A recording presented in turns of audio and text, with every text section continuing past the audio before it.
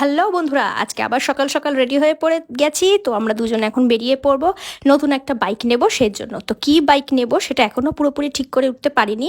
তো সেই জন্য শোরুমে যাই, তারপর দেখা যাক। তোমরাও অবশ্যই সাথে থেকো। তো আমরা চলে এসেছি শ্রীরামপুরের টিভিএসের শোরুমে। তো এবার শোরুমের ভেতরে ঢোকা যাক, গিয়ে দেখি কি গাড়ি নেওয়া যাক। তো শোরুমের ভেতরে আমরা চলে এসেছি। বেশ কয়েকটা গাড়ি দেখার পর ঠিক করলাম আমরা কি গাড়ি নেব।